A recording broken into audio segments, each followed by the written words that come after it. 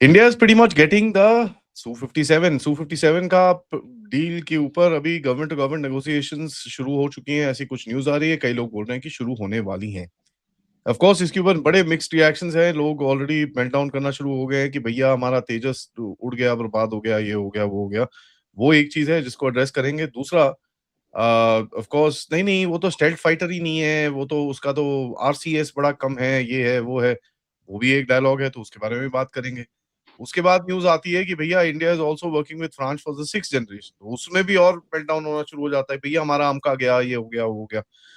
एक तो ना हमारे देश के अंदर काफी थोड़ा सा नेगेटिव फीलिंग आजकल पॉपुलर है, बट नहीं केस बात करते हैं। नमस्कार, वेलकम टू द शो। हमारे साथ हैं पथिकृत भाई, जो बताएंगे भाई Su-57 का क्या गेम है और कहाँ से आगे जा रहा है या पीछे आ रहा है, कि भैया इनविजिबल हो रहा है। नमस्ते आदि भाई। अच्छा, जब ये we discuss the Rafale deal की रफाल का डिफेंस एक्विजिशन काउंसिल में अप्रूवल आएगा, फिर उसके बाद एक साल लगेगा, बाय 2027 मार्च तक रफाल का हो जाएगा। तो उस टाइम आपको याद होगा बहुत क्रिटिसिज्म हुआ था कि अरे क्यों रफाल लिया जा रहा है। तब कुछ लोग बोल रहे थे सुखोई 57 क्यों नहीं लिया जा रहा है, तब बोल रहे थे ये क्यों नहीं, वो क्यों नहीं, फलाना ढिमकाना बहुत कुछ। तो उस टाइम भी वी सेड कि Rafale is meant for replacing your Mirage 2000 and Jaguar, and Sukhoi 57 completely different configuration में चलता है, वो डिफरेंट एक कैटेगरी का है। तो डिफेंस एक्विजिशन काउंसिल के अप्रूवल के बाद it is pretty clear now कि रफाल का जो डील है उसका पूरा सप्लाई चेन का कौन कौन रहेगा कौन नहीं रहेगा उसके ऊपर पूरा काम हो रहा है, एंड बिफोर 2027 मार्च वो डील साइन हो जाएगा। It is guaranteed, may be before that also, ये हो सकता है लेट 2026 या अर्ली 2027, लेकिन फाइनेंशियल ईयर 2026-27 में ही हो जाएगा।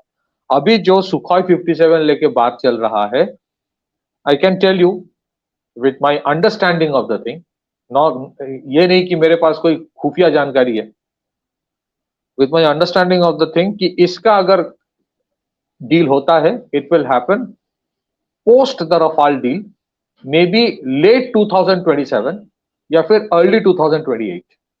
इसके लेके भी अब देखना अभी शुरू हो जाएगा, तो बहुत लोग बोलेंगे इतना देरी से लेने का क्या फायदा होगा। बात वो नहीं है, बात यह है कि there are couple of factors which will come to discuss. So इसमें सुखोई 57 जो अगर लिया जाए तो what is the reason for this? Reason simple है, मैं we have discussed this also in the earlier shows. थोड़ा बहुत मैं for the reference purpose, context purpose बता देता हूँ। The AMCA programme is very much on, 120 kilo newton के engine का भी काम वेरी मच ऑन है, बट वो 2040 के पहले नहीं आने वाला है। They will not mature to the level where you can operationally deploy them before 2035 to 2040 bracket, उसके पहले नहीं होगा। कितना भी हम लोग हाथ पैर मार ले, 2035 plus, it can be 37 38 also. इस बीच क्या करोगे आप? So Sukhoi 57 will be in all likelihood, possibility है कि that will be a stop gap measure. You might take 40 to 60 Sukhoi 57। उसका भी जो एक्सपोर्ट वेरिएंट होगा, M1E1 कहते हैं उसको, सुखोई 57 M1E1 है मोस्ट प्रोबेबली। सो व्हाई कि अभी जो है उसको क्यों नहीं लिया जा रहा है? बेसिकली अभी जो सुखोई 57 फ्लाई कर रहा है, this is still flying with the AL41 engine. तो जो सुखोई का जो एक्सपोर्ट वेरिएंट होगा, एक्सपोर्ट वेरिएंट नहीं, वो बेसिकली इंडिया के लिए होगा, जैसे MK1 है, Sukhoi 30 MK1 is primarily for the Indian consumer customers, मतलब इंडियन एयरफोर्स। उसी तरह सुखोई का जो एक्सपोर्ट वेरिएंट होगा, that will come with the AL51F1 engine. So that has been one of the contention of India की AL51F1 अगर नहीं होगा तो will not be very interested. दूसरी चीज वो स्टील वाला, देखिए आज it's very nice that a lot of people have interest in geopolitics, defense procurement में बहुत इंटरेस्ट है, and it's a very very positive sign। लेकिन प्रॉब्लम कहाँ होता है, when यहाँ से बिट्स एंड पीसेस कोई पढ़ लेता है, बिट्स एंड पीसेस पढ़ के वो उसी को कंक्लूजन उसी से कंक्लूजन ड्रॉ करता है कि इसका ये रेडार एक्सपोजर ज्यादा होगा, रेडार क्रॉस सेक्शन ज्यादा है, ये वो है। Many of the issues that were there have been dealt with, and I always say we can comment as analyst, but IAF is the best person, entity to decide what is good for the country when it comes to Air Force. इसीलिए मिराज 2000 के succession के हिसाब से they chose Rafale for specific reasons, और इसी वजह से मतलब some people will buy more what the Pakistani media says. ऐसे बहुत लोग इंडिया में हैं, जब अमेरिका में डेड इकोनॉमी कहा जाता है इंडिया को तो यहाँ उछल कूद करते हैं, फिर वही अमेरिकन कंपनीज इंडिया में इन्वेस्ट करता है, तब वो नंगा नाच लाता है वो टी शर्ट खोल के। तो ऐसे बहुत लोग हैं जो भी बोलेंगे अरे रफाल का ये है वो है। रफाल इज वेरी गुड, वो सबको पता है, जिसको भी इस सब्जेक्ट के बारे में पता है they know Rafale is good. Similarly Sukhoi 57 के जो प्राइमरीली टू इश्यूज था, one was engine, the other was stealth capability, both have been addressed, and that's why इसके ऊपर काफी डेलिबरेशन अभी शुरू हो गया। इसी वजह से जो नासिक वाला प्लांट है, नासिक या नागपुर हैल वाला प्लांट है, उसमें there was a Sukhoi delegation, United Aircraft Corporation है most probably, they have come and inspected, जहां पे सुखोई 30 MKI का असेंबली हुआ था। लेकिन अगर 40 से 60 लिया जाए, ऑब्वियसली वो फ्लाई अवे वर्जन ही आएगा। 40 से 60 के लिए आप यहाँ पे प्रोडक्शन फैसिलिटी नहीं बनाओगे, but I am sure the Russians will pitch for a larger order कि भाई आप 140 150 लोगे, then it will make sense for us to completely invest यहाँ करेंगे, and it will be a made in India plane. It helps Russia also. Sanctions अगर तब तक नहीं जाता है तो they can sell it to many other countries by projecting it as an Indian aircraft, उसके लिए वो बेनिफिटेड होगा। द अदर थिंग जहां पे Sukhoi 30 M1 E1, Sukhoi 57 M1 E1 जो होगा, अपार्ट फ्रॉम द इंजन जो मैंने कहा, the other thing is that उनके जो S70 है, वो जो रशिया का जो अनमैन्ड कॉम्बैट एरियल व्हीकल है S70, और ओरोखनिक या ऐसा कुछ नाम है उसका, so that will Sukhoi 57 M1 E1 will be the mothership of S70. That is another pitch that the Russians will give कि हम इसके साथ Sukhoi S70 भी देना चाहते हैं, but whether India want to take it या फिर India wants its own plug and play architecture जहां पे इंडिया के जो कैट्स वॉरियर है उसको इंटीग्रेट करना चाहेगा, that we have to wait and watch.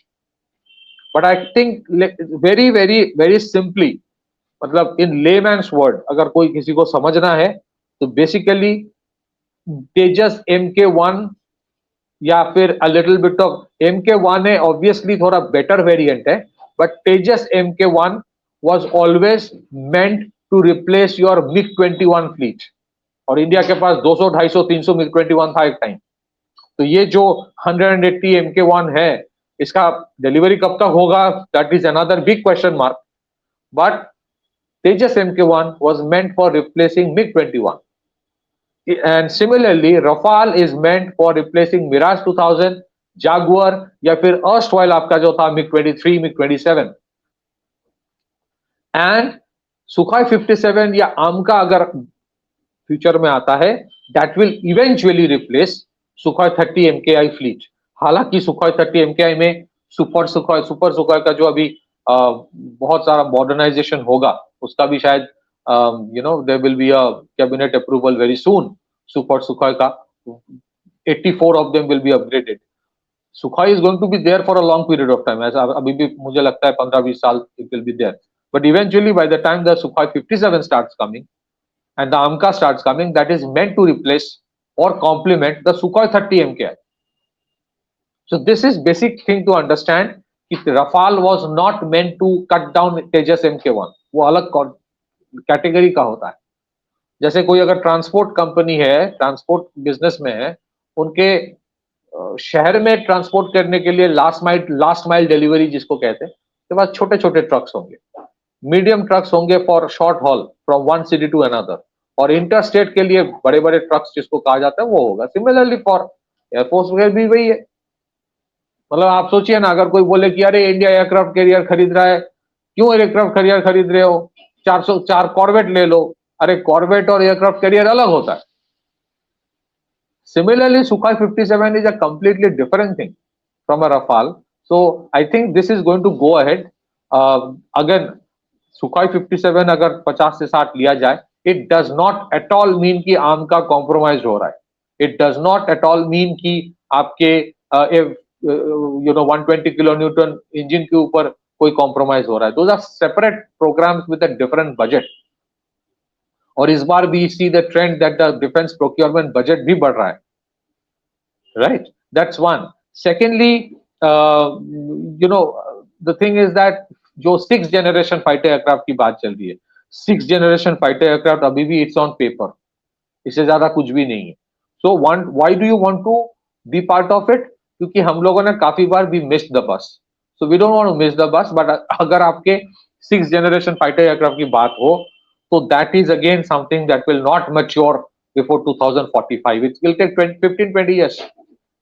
France के पास कौन सा 5th generation fighter aircraft आज है कि वो 6th generation की बात. 6th generation is parallel आपके डिजाइन के, आपके बहुत सारी चीजों के ऊपर जनरेशनल शिफ्ट अगर आप इंजन कर रहे हैं ना, तो जनरेशनल शिफ्ट को पहले समझना बहुत जरूरी है. बहुत सारे ऐसे चीज है जहां पे आई थिंक 2035 to 2045 ये जो फेज होगा, you will not see a shift from 5th to 6th generation. You will see a 5.5 generation first coming. Then a 5.5 generation will eventually become a 6th generation. फिर एक time आएगा आदि भाई, you would see lot of countries will realize भाई इतना ज्यादा air force में invest करने की भी शायद जरूरत नहीं है. हो सकता है you would invest more, और वो भी इंडिया कर रहा है. पैरेलली अपना रॉकेट फोर्स तैयार करो, पैरेलली अपने 3-4 हजार क्रूज मिसाइल्स, बैलिस्टिक मिसाइल रखो. लुक एट ईरान के पास कोई एयरफोर्स ही नहीं. ईरान के पास कोई एयरफोर्स नहीं है, but it has 5 to 6,000 ballistic missiles. और ईरान के पास आज सबसे बड़ा जो कंसर्न है फॉर अमेरिका, जितने सारे इन लोगों ने भेज दिया, आप भी प्रोग्राम कर रहे हो कि टॉयलेट टेक प्रेम कथा शुरू हो गया वहां पे एयरक्राफ्ट कैरियर के अंदर टॉयलेट वाला इशू. तो इमेजिन द कंसर्न, उनके क्या कंसर्न है. जो जितना बड़ा फ्लोटिला यूएस ने भेजा है वो फॉर्मिडेबल है, अमेजिंग है, इंजीनियरिंग मार्वल है, but at the same time उसको सस्टेन करने का अलग एक चैलेंज होता है इतने लंबे टाइम तक. Eight the same time the other problem, उनके लिए problem is the asymmetric warfare that Iran comes up with in a conventional warfare framework. What is an asymmetric warfare? वो लॉइटरिंग म्यूनिशंस भेजेगा, 100 के तादाद में भेजेगा, जो इसमें ऑलरेडी मास्टर कर लिया इन द यूक्रेन वॉर. आप कितनों को रोकोगे? Imagine now the Russians are helping them with maybe a jet engine powered loitering munition. 100 भेजेंगे. If you look at Iranian का जो रिपब्लिकन गार्ड है, रिपब्लिकन गार्ड का खुद का जो नेवी है, इन लोगों ने क्या किया? आई एम नॉट सेइंग कि दे विल बीट अमेरिकन, सवाल ही पैदा नहीं होता, बट इतने प्रॉब्लम्स क्रिएट करेगा. It's like guerrilla tactics. क्या है?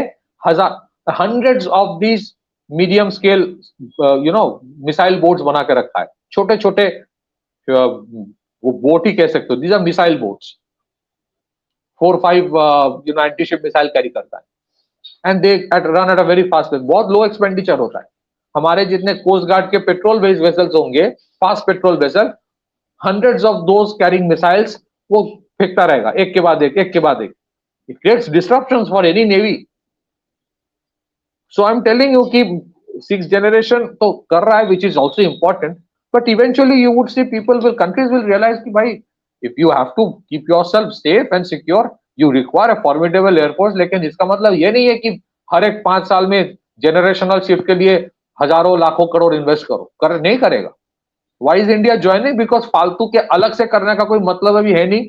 You will focus, invariably India is focusing on hypersonic missile, ballistic missile, rocket force तैयार कर रहा है, complete spectrum of rocket force. Tomorrow that will be part of your air and space force itself. Eventually मुझे लगता है there is a conversation also going on in Indian air force will be termed as Indian air and space force या aerospace force ऐसा करके. Because space force itself and rocket force is a big thing. So I think वो बात की बात है, but eventually Sukhoi 57 as of yet it's just a stopgap measure. Maybe later on it might get integrated into your AMCA program also, अगर तब तक आपका sanction वाला problem solve हो जाए. Otherwise also you never know, but these things keep on happening and these are positive things. So these are parallel programs with different budgets. कोई किसी को खा नहीं रहा है, and the government has already shown that by giving 180 का जो तेजस का कॉन्ट्रैक्ट है, उसी से दिखा दिया कि भाई अगर मैं कल रफाल ले रहा हूं, it does not mean it is at the cost of Tejas mark 1 है, उसके लिए अलग है. और तेजस मार्क 2 वाला अगर अभी चिल्लाए डीआरडीओ और हेल, उनको बोले कि भाई तैयार तो करो पहले, उसके बाद देखा जाए। तैयारी होती नहीं कि यहाँ पे बारात लेके आ जाते हो, पैसा दो पैसा दो। So these are important because you have a very contested geopolitical environment in the neighborhood. उसके लिए आपके weapon systems, आपके हथियार चाहिए, आपके fighter planes चाहिए.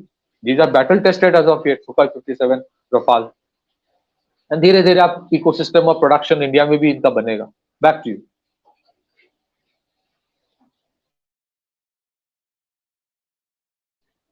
म्यूट में हो आप. Sorry. One of the biggest things that we need to understand that air power का जो application है, this will also change. And we've seen a hint of that in Operation Sindoor कि किस तरह से आप देखो उसको, it's actually evolved to a long range sort of a this thing. And I'm not saying कि dog fights और ये सब चीजें खत्म हो गई हैं, ये तो of course नहीं होगा, because at the end of it when two fighters are or a group of fighters are against each other, एक time ऐसा आएगा when they will come close to each other and merge into that famous scissors. वो तो होगा ही होगा, and that's something that will happen eventually. But the idea is if to keep these things away as far as possible, because short range contact जो आपका short duration contact जो आपका contact warfare जो अभी चल रहा है, there are two types. One is of course the long contact warfare, which is Russia and Ukraine. अगर आप वहां पे भी देखो, two fighters have not come face to face. वो नहीं हुआ है. In spite of the fact Ukraine had an air force initially, ठीक है, उसके बाद इन्होंने F-16s भी ये सब चीजें करी हैं, but the fighters have not come face to face. The fighters are being used as delivery platforms. ठीक है ना, तो that's something which is very interesting going forward. Now यहाँ पर मेरा एक ही चीज है कि कहीं ना कहीं when you look at the structure of air power, and there's something I've been saying for a while, you need to skip a generation. ठीक है, you need to skip a generation. उसके अंदर कोई डाउट ही नहीं है. आपको सीधा 6th में जाके बात करनी पड़ेगी, and from that whatever आमका 5.5 आप बनाइए. The 5th one you need to just buy from outside. उसके you can't do it. आपकी timelines ही नहीं मैच कर रही हूँ. You will need to skip a generation, and you can't have a global power like India not having a bloody 5th generation fighter here. Even in the minuscule numbers that you're buying, but आपके पास होना पड़ेगा, क्योंकि 5th generation fighter is not a fighter, it's a systems of systems warfare की जो capability है वो लेके आता है, which has long range detection, long range vectors, whole lot of things that go along with it. तो वो एक चीज हमको थोड़ा देखना पड़ेगा. We need to skip a generation. There is just no way that we can catch up otherwise. क्योंकि आप अगर एक तरफ आपको engines नहीं है, ये नहीं है, वो नहीं है, there's just if you look at it, it's ridiculous. How are you even going to do anything, right? So my opinion is that you need to skip, and we need to skip to see what we can do. So that's I'll just add, the only sorry. yeah. Sorry. That's the नहीं, justification नहीं, I give. That's the justification I see. तो इसमें दो चीज I just add. No I agree with you. देखिए क्या होता है ना, अगर आपके आमका का अगर इंजन बन रहा है या फिर आमका एडवांस मीडियम कॉम्बैट एयरक्राफ्ट बन रहा है, उसके ऊपर आप काम कर रहे हो, तो ये बेसिकली आज के जमाने में क्या होता है, these are all scalable architecture. Scalable architecture का मतलब होता है कि आप जो भी बना रहे हो you will have enough redundant capability कि उसमें आप एड ऑन करते रहो, बट आपके कम से कम एक बेसिक फाउंडेशन कुछ तो होना चाहिए. फॉर एग्जाम्पल अगर आप 120 किलो न्यूटन का इंजन बना रहे हो, इसका मतलब ये नहीं है कि 6th जनरेशन फाइटर प्लेन में 300 किलो न्यूटन का इंजन होगा, ऐसा ही नहीं होगा. वो भी 120-150 किलो न्यूटन का ही होगा. So what you are trying to do is that आपका एक बेसिक कुछ हो जाए, then you will keep on adding to that. Secondly देखिए, आप जनरेशनल जो शिफ्ट है, दैट इज आई एग्री कि समवेयर आप जो बोल रहे हो कि कहीं ना कहीं you have to make a quantum leap. But at the same time what has happened, ये जो डिसरप्शन हुआ है in the dimensions of warfare, जहां पे two things, there is a realisation कि आज के जमाने में आपके एडवर्सरी के पास भी उनके पास भी हथियार होगा, उनके पास भी कैपेबिलिटी होगी. So what you have to do, you have to have sustained capability of sending wave after wave after wave of attacks. और उसमें वो low cost drones have become a very important tool. It completely overwhelms, आप fatigue में पहुंचा देते हो अपने adversary को। यूक्रेन का कल एक स्टेटमेंट देखिए, जेलेंस्की ने कहा कि यूक्रेन इज टायर्ड। आप सोचिए 30 देश, 30 countries of NATO is supporting weapon systems to Ukraine. Ukrainians मर रहे, that is another reality, but they are tired now because Russians ने क्या किया, रशिया ने पूरा अपना फुल फोर्स से लड़ाई किया ही नहीं, but they kept on sending wave after wave, often using just swarm drones. उसको पता है इसका कोई एयर डिफेंस सिस्टम भी नहीं है जो ड्रोन्स भेजते हैं, but they will do something, they will do devastation. 100 में से 50 भी गिरा दोगे, बाकी भी फोड़ देगा, और वो जिसको आप गिरा रहे हो वो भी मोमेंटम जहां गिरेगा वहां पे भी एक्सप्लोजन करेगा। So all I'm trying to say is that अभी when we are talking about say 5th generation, 6th generation, आप देखोगे उस टाइम भी वो कैट्स वॉरियर में भी I think the Air Force is equally interested. Unmanned combat aircraft जो घातक है उसमें भी इंटरेस्टेड है, because that is not a 5th generation, 6th generation, that is a very basic thing, but purpose सर्व करता है क्योंकि वो अनमैन्ड है। अभी IG drone got a big contract may be from the Indian air force या army, किसी से मिला है। बहुत सारे ऐसे कंपनीज है जिनको मिल रहा है। आप टेक्नोलॉजी वाइज देखोगे, these are very rudimentary technology, but वो बहुत ही इफेक्टिव है। आज के डिसरप्टिव वॉरफेयर में they are very effective. So all I am trying to say is that जब आप 5th जनरेशन, 6th जनरेशन की बात करोगे, इसका मतलब ये नहीं है कि जो बेसिक्स ऑफ वॉरफेयर है उसमें या फिर जो बेसिक टेक्नोलॉजी से बना हुआ है उसका रेलेवेंस खत्म हो जाएगा। आज उसका रेलेवेंस भी बढ़ रहा है, and that's why low cost effective quality drones for loitering munition, उसका इतना रेलेवेंस है, उतना इंपॉर्टेंस है, to the extent even America जिसने सोचा था ये सब में हम इस सब के ऊपर है, they are also thinking about these things कि भाई मुझे हाई एंड की जरूरत नहीं है। हाँ जरूरत है, आई विल नॉट से कि नहीं है, बट वो सिर्फ जनरल एटॉमिक्स का जो MQ-31, that has become a sitting duck in front of a missile, whereas if you look at the way Iranians have been defending itself, it's a case study। उतना high end high tech कुछ भी नहीं है, but they have the numbers, quantity has its own quality, low cost effective, reasonably lethal, भेजते रहो एक के बाद एक in wave after wave। even if you have the best of the generational aircraft, आपके पास अगर नंबर्स नहीं होंगे तो आप टायर्ड हो जाओगे to defend yourself. So I think there is a fundamental shift happening जहां हाई एंड की भी जरूरत होगा, लो एंड की भी जरूरत होगी, मीडियम एंड की भी जरूरत है। That's why all are coming together. और आप देखेंगे एक इंपॉर्टेंट एस्पेक्ट आपने जो कहा, सिस्टम्स ऑफ सिस्टम्स बहुत इंपॉर्टेंट है। Just one last thing, whether it is the MK1A या फिर रफाल या फिर 5th जनरेशन जो अगर लेते भी है रशिया से सुखाई वाला, ऑल आर ऑल्सो बीइंग, एक तो ऑप्शन रख रहा है इंडिया की सबको मदरशिप की तरह तैयार होना ही पड़ेगा।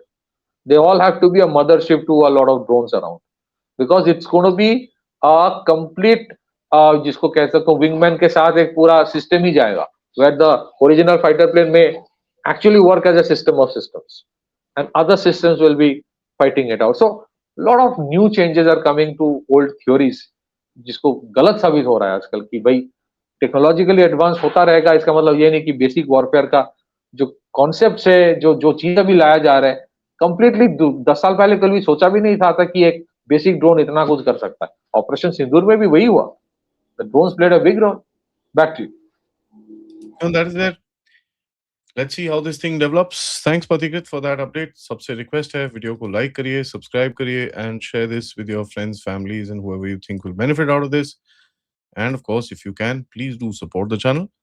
नीचे डिस्क्रिप्शन में आपको डिटेल्स मिल जाएंगी। नमस्कार, जय हिंद, जय भारत।